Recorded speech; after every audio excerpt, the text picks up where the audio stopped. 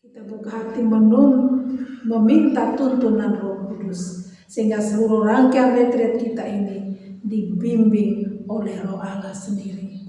Kita buka dengan lagu Utuslah Rohmu ya Tuhan.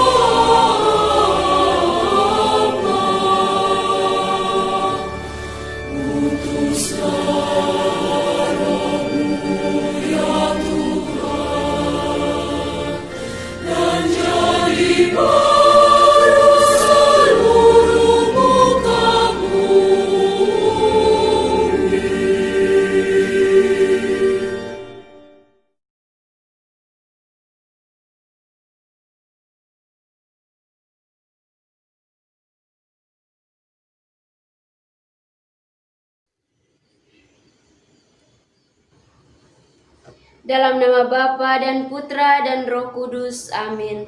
Allah Bapa di surga, syukur dan terima kasih untuk cinta yang tak henti-hentinya Engkau berikan kepada kami masing-masing.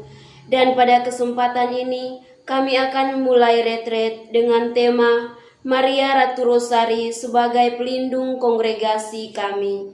Kami tetap mohon kehadiran-Mu agar permenungan-permenungan yang akan kami lanjutkan semuanya berjalan dengan baik. Demi Kristus Tuhan dan pengantara kami. Amin. Dalam nama Bapa dan Putra dan Roh Kudus. Amin.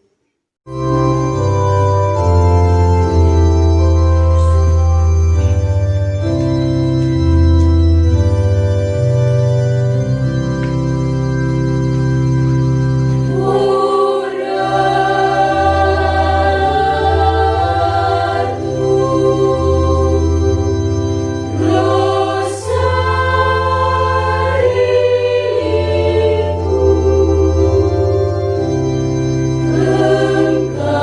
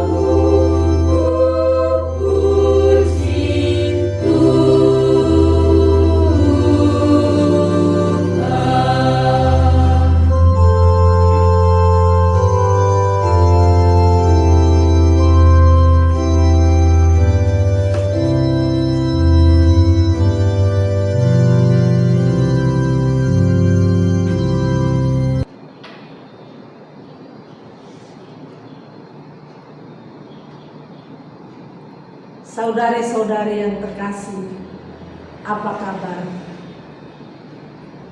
Jauh di mata, tetapi dekat di hati.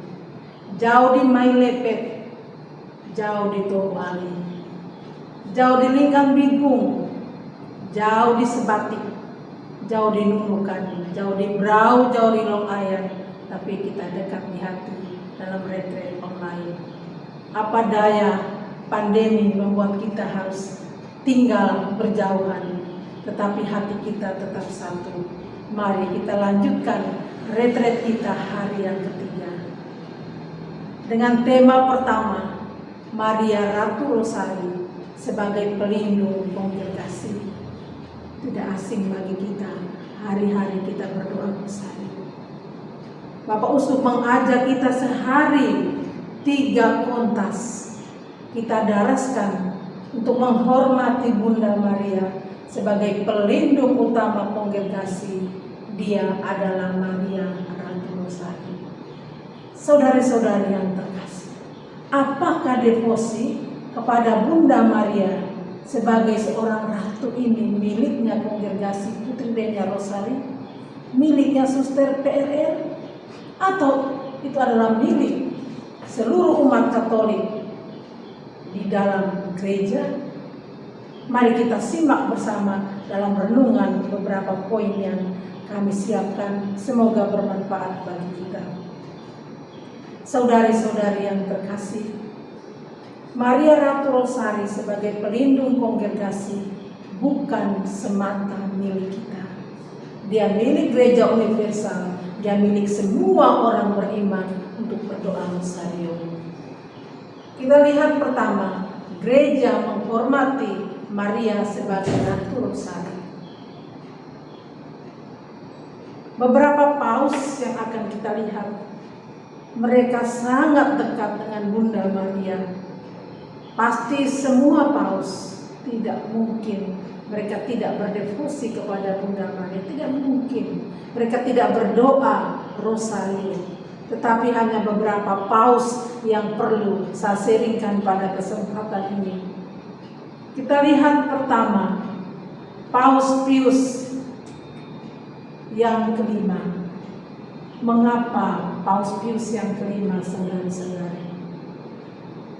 Pesta Santa Maria Ratu Rosari pada tanggal 7 Oktober yang kita rayakan sebagai pesta pelindung utama kongregasi dimulai oleh Paus ini. Paus ini pada tahun 1556 sampai 1572 dia menjadi orang nomor 1 di Gereja Katolik. Peristiwa yang terjadi pada tahun 1571 terjadi pertempuran di Lepanto antara pasukan Kristen di bawah pimpinan Don Johannes mengalahkan Turki. Mengapa pertempuran ini menjadi cikal bakal Paus Pius kelima mengangkat 7 Oktober menjadi pesta Maria Ratu Rosari? Nah, mungkin juga tidak asing bagi saudari-saudari. Pada hari itu, Paus Pius kelima mengajak seluruh umat di wilayah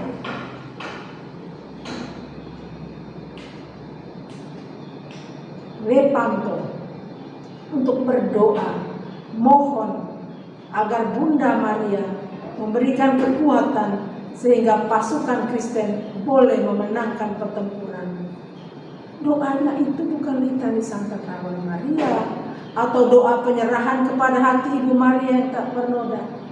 Paus mengajak umat sepanjang hari berdoa rosario. Berdoa rosario sepanjang hari. Jadi bukan 3 putaran saja, peristiwa gembira, peristiwa sedih, dan peristiwa mulia, tambah lagi peristiwa terang waktu itu belum. Tetapi berdoa rosario sepanjang hari. Mereka terus mendaraskan dengan catatan bahwa Bunda Maria Ratu Rosari datang membantu pertempuran pada pasukan Kristen. Dan memang apa yang diharapkan oleh umat, dirindukan oleh Paus Pius kelima, mendapatkan jawaban yang telak dari Bunda Maria. Pertempuran itu dimenangkan oleh pasukan Kristen, sehingga Paus Pius kelima menetapkan pada tanggal 7 Oktober sebagai pesta Maria Ratu Rosari. Ini Paus yang pertama. Kita lihat Paus yang kedua yang juga mengangkat dan menghormati Santa Maria sebagai Ratu adalah Paus Clemens ke-9.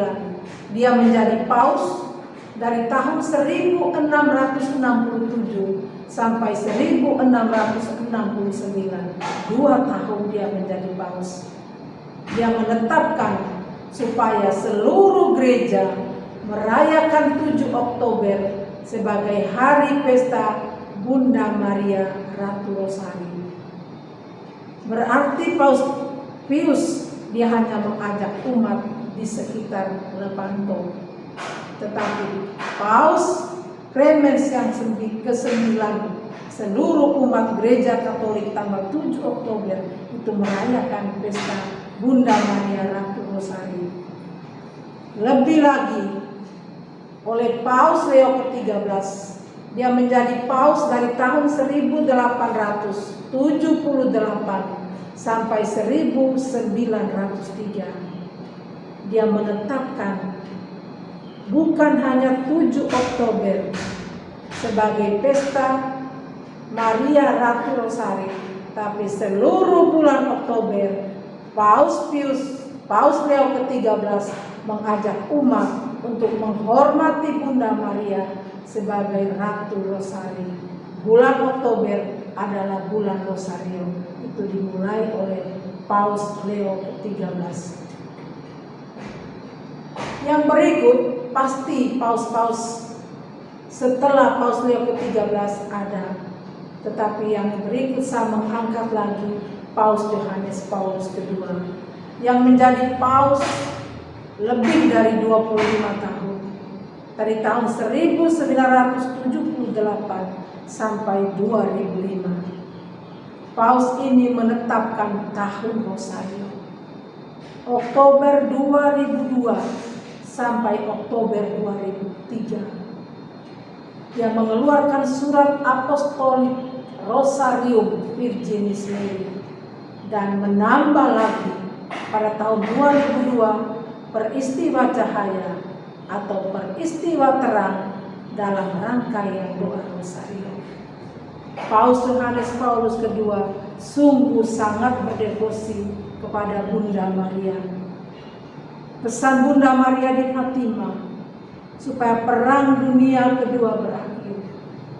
Bahkan komunis keluar di Rusia akhirnya juga terjadi karena Paus Yohanes Paulus II mengadakan Ekaristi bersama dengan sejumlah imam kardinal untuk menanggapi pesan Bunda Maria supaya dunia bertobat.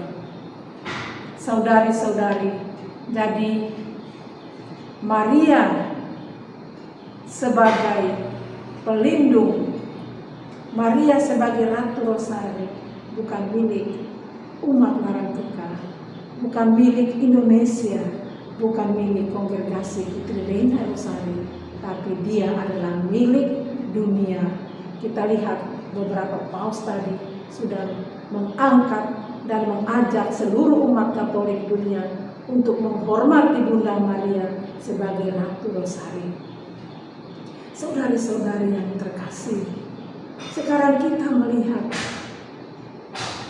mengapa Bapak Pendiri Kongregasi PRR memilih Maria sebagai pelindung kita dan bukan Maria yang lain, bukan benteng Daud, benteng Gading, penolong abadi, tapi dia memilih Bunda Maria Ratu Rosari. Kita lihat Bapak Uskup Gabriel Manek di tengah keluarga sejak beliau di masa kecil bersama dengan Raja Don Caetanus bersama dengan saudara-saudarinya, mereka selalu berdoa rosario di keluarga. Doa rosario menjadi satu doa yang pokok dan wajib di tengah keluarga kerajaan Tasibeto pada masa itu. Karena mereka merasakan bahwa Bunda Maria adalah pelindung kerajaan Tasibeto. Dari sejak kecil, dari usia balita, Bapak Uskup sudah biasa berdoa rosario. Bahkan satu ungkapan pada saat beliau ada di Amerika, pada awal dia datang ke sana, dia mengatakan, Bunda Maria ini adalah ibu saya. Di saat saya mengalami pil pahit, Bunda Maria itu sandaran saya. Dia sungguh ibu saya, yang begitu dekat dengan saya. Dia selalu menguatkan saya, dia selalu meneguhkan saya. Saudari-saudari yang terkasih, devosi keluarga Bapak Uskup Gabriel Maner sangat kuat dan termeterai dalam hidup dan perjuangan Bapak Uskup.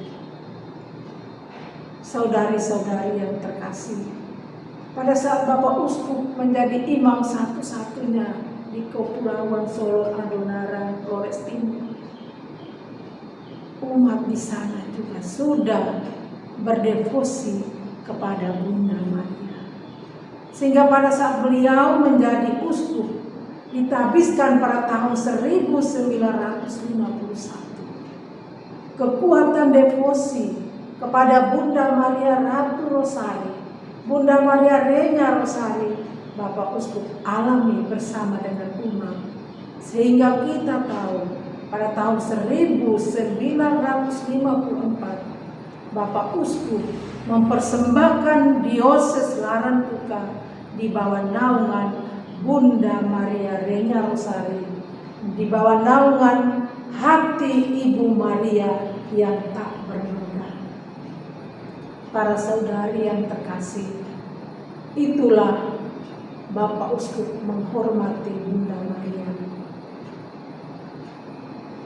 Dan pada waktu itu juga Bunda Maria oleh umat di kota Larantuka memberi gelar Bunda Maria Renya Rosari sebagai Ibu Agung mereka, Larantuka sebagai kota Renya.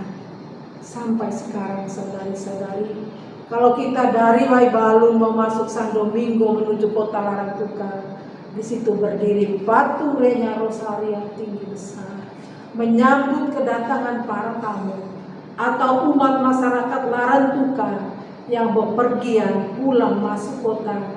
Bunda menyambut mereka di pintu gerbang kota, karena Larantuka sebagai kota Renya.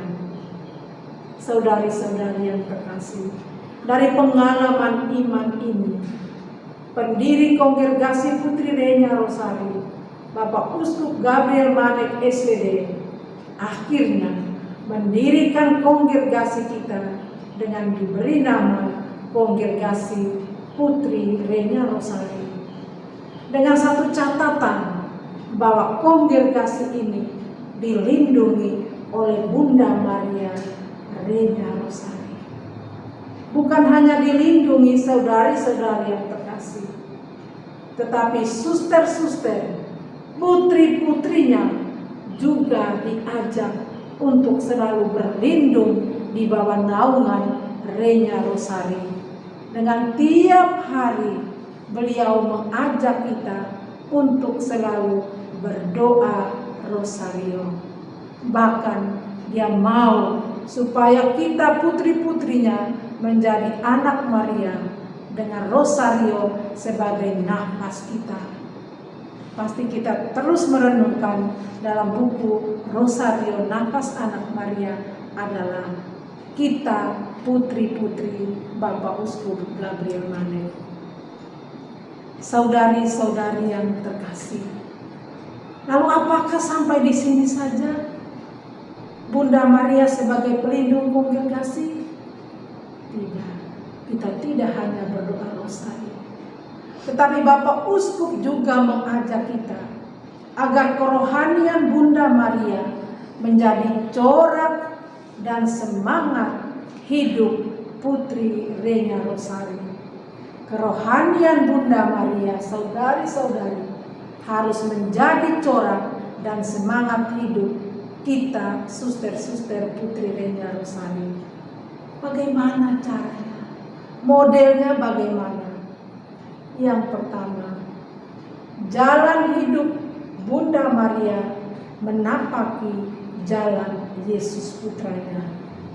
Tidak ada jalan lain yang dilalui oleh Bunda Maria, satu-satunya jalan, yaitu jalan Yesus. Jalan Yesus mulai dikandung dalam rahimnya. Dia melahirkannya di Betlehem di sebuah kandang. Jalan kelahiran Putra Allah juga menjadi jalan Bunda Maria. Jalan mengungsi ke Mesir juga dijalani oleh Bunda Maria. Kembali dari Mesir menuju ke Bait Allah, hilang pada saat usia 12 tahun. Jalan Yesus terus diikuti oleh Bunda Maria. Bahkan jalan Yesus ini diikuti oleh Bunda Maria sepanjang perjalanan salib, mulai dari rumah Pilatus sampai ke Bukit Kalvari. Jalan yang ditapaki Bunda Maria adalah jalan Yesus Putranya. Dia tidak memilih jalan lain. Mengapa Bapak Uskup mau supaya Bunda Maria Renya Rosari menjadi pelindung kita? Karena Bunda Maria adalah pilihan Allah. Dia dipilih karena kesahajaannya, kekecilannya, kesederhanaannya, ketulusan dan keikhlasan memberi diri kepada Tuhan supaya karya keselamatan ini terjadi. Allah boleh memilih wanita lain. Allah boleh memilih perempuan lain untuk menjadi ibu juru selamat. Tetapi Allah menjatuhkan pilihan pada Bunda Maria. Bukan karena dia dari keluarga konglomerat, keluarga terpandang, keluarga terhormat secara lahiriah dan duniawi, tetapi dia terpandang oleh kesahajaannya. Dan kerohanian Bunda Maria menjadi corak semangat hidup Berer adalah hamba Allah yang setia dan perkasa.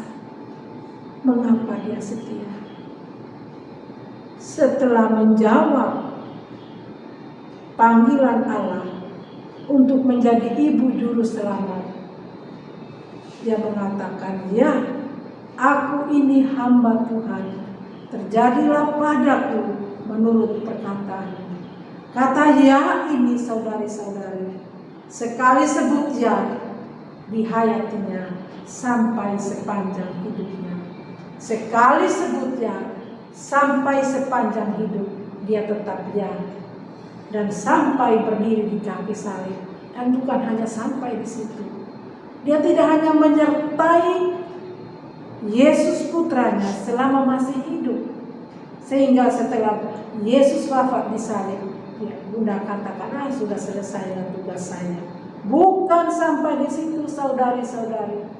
Di bawah kaki salib, Bunda Maria menerima tugas baru dari Yesus, menjadi ibu bagi murid-muridnya, menjadi ibu bagi rasul-rasulnya, sehingga setelah Yesus naik ke surga, Bunda Maria ada dengan tekun dan setia bersama para muridnya menantikan janji Yesus bahwa akan mengutus Roh Kudus. Murid-murid pada waktu itu sudah tercerai-berai. Mereka ketakutan. Aduh, guru kita saja sudah dibunuh dengan cara seperti ini. Sudah bikin senang 40 hari setelah kebangkitan. Pergi lagi. Kerisauan dan kegelisahan para murid ini sungguh dimengerti oleh Bunda Maria. Maka dia mengikuti mereka. Dia mengajak mereka naik ke ruang atas, tempat Yesus mengadakan perjamuan malam terakhir bersama. Untuk 9 hari mereka tinggal di sana. Bunda Maria setia menemani para murid. Mungkin dalam 9 hari itu banyak keluh kesah, banyak ungkapan putus asa, rasa kecewa, ingin kembali lagi seperti dulu. Tapi Bunda Maria sebagai seorang ibu, kata setia itu betul-betul dia melaksanakan. Setia bukan hanya mendampingi Yesus putranya, tapi setia mendampingi para murid. Dan apakah setelah para murid meninggal menjadi martir, Bunda Maria apakah masih tetap setia? Dia tetap setia, saudari-saudariku. Sampai sekarang dia tetap setia sebagai seorang hamba Allah. Setianya apa? Beberapa hari yang lalu gereja sudah merayakan dia diangkat ke surga. Apakah setelah di surga Bunda Maria tinggal tenang, diam-diam? Sudah cukup. Sudah selesai tugas saya. Jadi saya senang sudah di surga. Tidak, saudara-saudara. Dia tidak tenang di surga melihat kita, umat putranya, masih dalam persiapan yang jatuh bangun dalam kesetiaan iman kita kepada Yesus. Bahkan banyak dari kita terjerat dalam lingkaran godaan-godaan hawa nafsu duniawi, dan Bunda Maria tetap setia. Kita lihat dalam gereja beberapa kali Bunda Maria menampakkan diri di Lourdes, di Fatima, di Guadalupe, dan masih banyak tempat lagi. Itu tandanya bahwa Bunda Maria tetap setia sampai saat ini, mendampingi kita sebagai anak-anaknya, sebagai umat pilihan putranya, dan dia mau supaya kita semua selamat. Setia dan perkasa. Penyertaan Bunda Maria kepada Yesus putranya dikatakan perkasa karena apa? Begitu banyak penolakan. Kalau kita sebut saja bahasa sehari-hari, begitu banyak caci maki yang dialami oleh Bunda Maria. Karena Yesus putranya itu sungguh sangat berani mewartakan Injil kerajaan Bapaknya. Dan dengan pewartaan ini, Yesus banyak mengalami penolakan. Bagaimana seorang ibu menyaksikan putra tunggalnya ditolak oleh dunia, dibenci oleh dunia, difitnah, dianiaya, dihukum, bahkan dibunuh. Bunda Maria tetap setia, maka dia dikatakan adalah bunda yang perkasa. Saudari-saudari, kalau corak hidup Maria ini menjadi corak dan semangat hidup PRR, kita bisa bertanya dalam diri, apakah jalan hidup Maria dalam menapaki jalan Yesus putranya juga menjadi jalan kita, saudari-saudari? Atau kita mengambil jalan lain, jalan pintas yang sering menyesatkan hidup kita, panggilan kita? Apakah Bunda Maria dalam pilihan Allah karena kesahajaannya juga menjadi alasan Allah memilih kita menjadi suster-suster dalam kongregasi Putri Renya Rosari? Karena kesahajaan, kesederhanaan, ketulusan, dan keikhlasan kita untuk menapaki jalan Yesus yang adalah jalan sengsara. Saudari-saudari di komunitas masing-masing, kerohanian Bunda Maria menjadi corak dan semangat hidup PRR sebagai hamba Allah yang setia.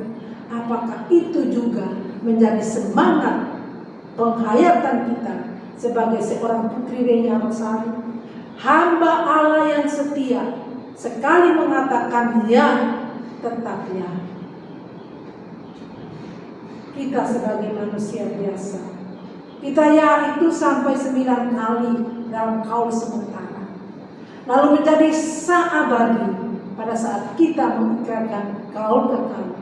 Tetapi apakah saudari-saudari dan saya benar-benar tetap setia dan perkasa sebagai Bunda Maria? Saudari-saudari yang terkasih, Maria Ratu Rosari sebagai pelindung. Di sini Bapak Uskup mengajak kita untuk melihat perjalanan sejarah Gereja Keuskupan Larantuka yang berabad-abad lamanya tidak ada hierarki, tapi mereka tetap berlindung pada Bunda Maria sebagai Bunda Reina Rosari. Bapak Uskup mengajak kita putri-putrinya juga menghayati spiritualitas umat, menjadikan Bunda Maria sebagai pelindung kita. Saudari-saudari, jangan berlindung kepada yang lain apalagi yang dunia, tetapi berlindunglah kepada Bunda Maria seperti umat di Keuskupan Larantuka. Karena perlindungannya, maka umat sungguh beriman, dan iman mereka bukan pada kebangkitan atau kelahiran Yesus, tetapi mereka beriman dengan akarnya adalah misteri salib. Misteri salib, misteri duka cita, misteri penderitaan, misteri pergulatan, misteri pergumulan. Itulah yang dihayati oleh umat dan betul berakar. Berakar artinya betul masuk ke dalam diri dan hidup umat beriman di sana. Dan dalam berakarnya iman mereka, menjadikan Maria Ratu Rosari sebagai pelindung, mereka tiap hari devosi utama oleh umat di keuskupan ini adalah berdoa rosario.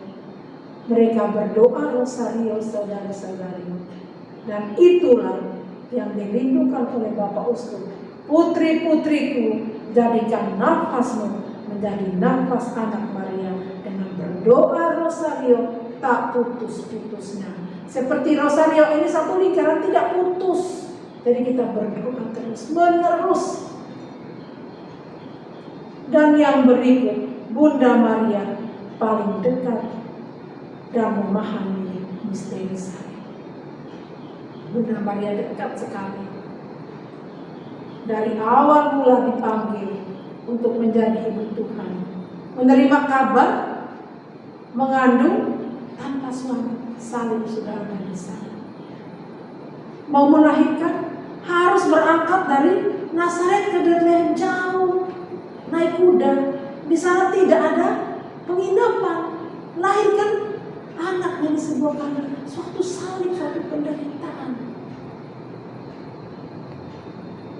Pada saat mempersembahkan Yesus anaknya ke Yerusalem, ramalan Simeon, anak ini akan menjadi seperti sedilan menusuk, melukai hati, salib lagi. Dan kita tahu Bunda Maria berdiri sampai di kaki salib. Bunda Maria paling dekat dan memahami misteri salib.